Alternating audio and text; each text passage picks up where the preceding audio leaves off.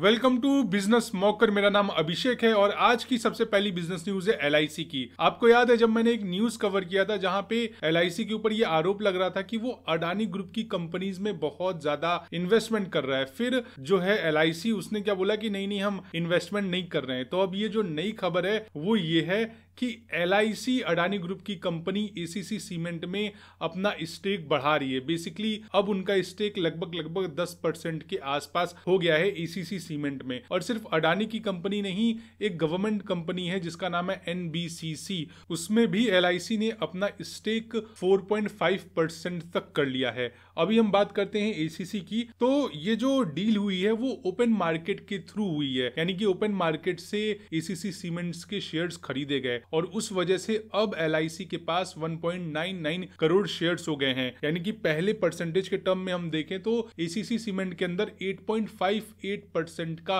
Stake था LIC का, लेकिन अब 10.59% का स्टेक हो गया है। वहीं पे अगर हम एनबीसीसी की बात करें तो एनबीसीसी में भी एलआईसी ने शेयर्स तो ऐड किए हैं, लेकिन टोटल वोटिंग कैपिटल बढ़ने की वजह से परसेंटेज घट के 4.47% हो गई है। मतलब आप ऐसे समझ लो कि जो एनबीसीसी है उसने नए शेयर्स इशू किए, तो जब कंपनी नए शेयर्स इशू करेगी तो क्वांटिटी ऑफ शेयर्स तो बढ़ जाएंगे और उस वजह से ओवरऑल परसेंटेज कम हो जाती है। तो यही मतलब होता है यहाँ पे जो मैंने अभी आपको थोड़ी देर पहले बताया था, वोटिंग वाला जो पूरा सिनेरियो था। और अगर मैं आपको ये बताऊं कि आखिर ऐसा क्या है कि एलआईसी ने इतना इन्वेस्टमेंट किया है, कहीं एसीसी ने बहुत ज्यादा रिटर्न्स तो नहीं दिए, बट ऐसा नहीं है, जबकि इसका उल्टा हुआ है। एसीसी पिछले एक साल में 15% गिरा है, लेकिन एनबीसीसी ने जबरदस्त 20% का रिटर्न दिया है। और पिछले 5 साल का डेटा देखो अगर आप, तो एनबीसीसी ने 581% का रिटर्न दिया है। अब मैं आपको एक चीज बता दूं, मैं कोई भी स्टॉक रिकमेंडेशन नहीं कर रहा हूं, नहीं ये कोई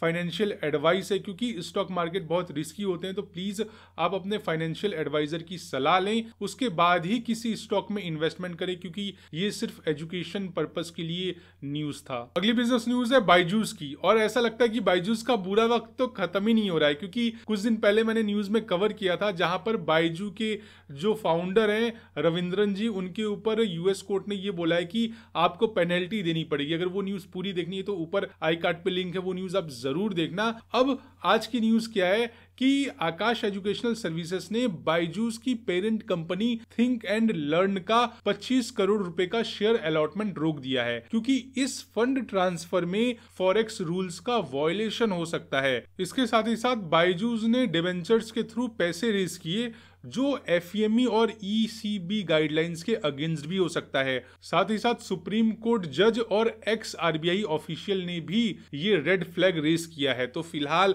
ये पूरा मामला एनसीएलटी बेंगलुरु में चल रहा है और अभी ये जो पैसे हैं वो अलग अकाउंट्स में होल्ड किए जाएंगे जब तक फैसला नहीं आ जाता। अगली बिजनेस न्यूज है रेफेक्स इंडस्ट्रीज की। रेफेक्स इंडस्ट्रीज के शेयर्स 28 तारीख को लगभग 14% जंप कर गए, फिर लास्ट में कंसोलिडेटेड होते होते एक दिन में 8% का रिटर्न दिया इस स्टॉक ने।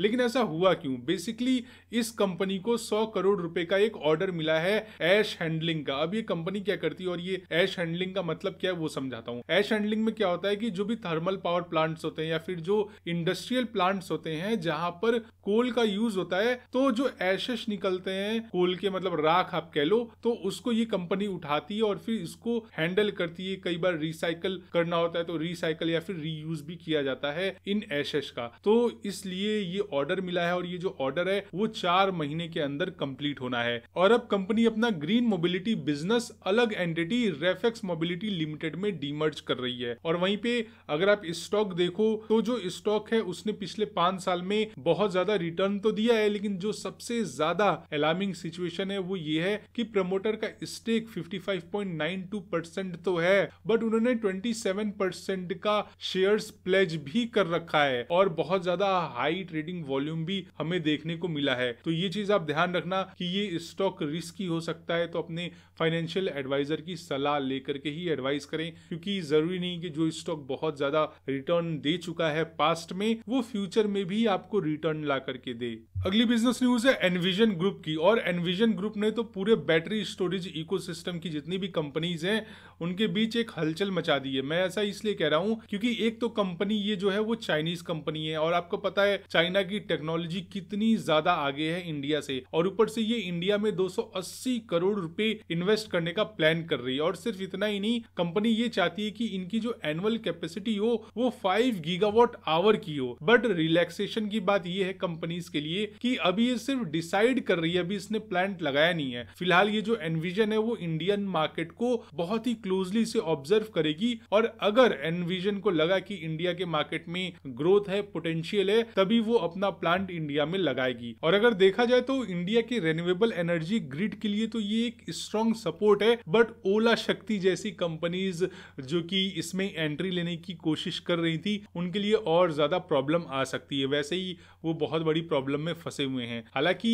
ये एक चीज और मैं आपको बता दूं कि जो सेल्स हैं वो चाइना से ही आएंगी, यहाँ पे कोई भी मैन्युफैक्चरिंग नहीं होगा सेल्स का इनिशियली लेवल पे, पर जो रैक्स हैं और सॉफ्टवेयर्स हैं वो इंडिया के अंदर ही बनेंगे। अगली बिजनेस न्यूज है पेटीएम की। पेटीएम के शेयर्स कल यानी कि 28 तारीख को 3% की रैली कर गए, और इसके पीछे का रीजन था गोल्डमैन सैक्स, क्योंकि गोल्डमैन सैक्स ने अपना टारगेट प्राइस 123% बढ़ाकर 1570 रुपीस कर दिया। और ऐसा इसलिए किया क्योंकि इस ब्रोकरेज फर्म का मानना है कि अगले 2 से 3 सालों में पेटीएम की रेवेन्यू ग्रोथ 20 से 25% तक हो सकती है। और आपको पता है रेगुलेटरी इश्यूज जो थे वो भी काफी ज्यादा पीछे छूट गए हैं, तो मार्केट शेयर वापस मिल रहा है पेटीएम को। यूपीआई और पेमेंट्स बिजनेस भी तेजी से रिकवर हो रहा है, और ये बहुत सारे लोगों के लिए खुशखबरी भी है, क्योंकि आईपीओ के बाद काफी सारे लोग इस स्टॉक में फंस गए थे, लेकिन अब पेटीएम ने जबरदस्त रिकवरी दिखाई है।